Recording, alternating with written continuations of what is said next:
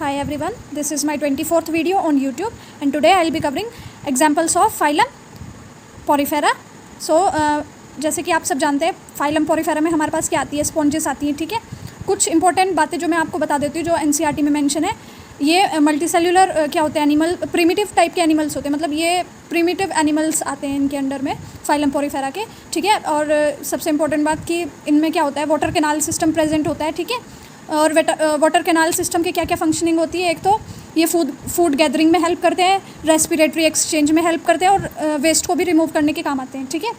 और कुछ इंपॉर्टेंट बात कि ये क्या होते हैं, हर्मेफ्रोडाइट्स होते हैं। हर्मेफ्रोडाइट्स का मतलब होता है कि इनमें मेल और फीमेल सेक्स डिस्टिंग्विश नहीं होते, मतलब ये हर्मेफ्रोडाइट्स हैं। और मेन बात ये है कि इसमें जो फर्टिलाइजेशन है वो इंटरनल होता है, ठीक है। और जो मेल सेक्स ऑर्गन है, मेल सेक्स सेल्स हैं और फीमेल सेक्स सेल्स हैं, वो क्या एक ही इंडिविजुअल बनाता है, ठीक है।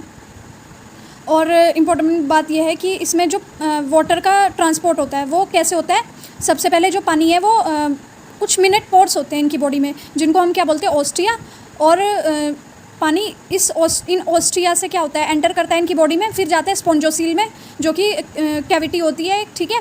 और फिर जब ये कैविटी में चला जाता है अंदर, तो इसको बाहर भी तो आना पड़ता है ना, तो बाहर भी ये कुछ मिनट पोर्स होते हैं जिनको हम क्या बोलते हैं, ऑस्कुलम। उसके थ्रू क्या होता है, पानी बाहर जाता है इनकी बॉडी से, ठीक है।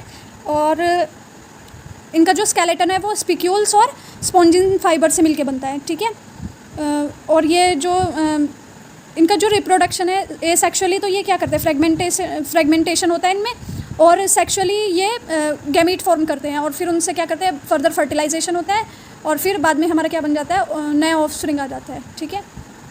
तो ये कुछ बातें थी। अब हम देख लेते हैं कि एग्जांपल्स क्या क्या हैं। ये जो आपको फर्स्ट डायग्राम दिख रहा है ये साइकन का एग्जांपल है, ठीक है, साइकन, ठीक है। और सेकंड आपको दिख रहा है ना, ये आपको थोड़ा फैमिलियर है ना स्ट्रक्चर, जो हम जब सोप यूज़ करते हैं तो सोप क्या करते हैं, हम सोप के लिए एक पर्टिकुलर स्टैंड होता है ना, तो ये उसके जैसे दिख रहा है। तो इसको हम क्या बोलते हैं, ये यू स्पॉन्जिया है, बट इसका कॉमन नेम क्या है, बाथ स्पॉन्ज, ठीक है।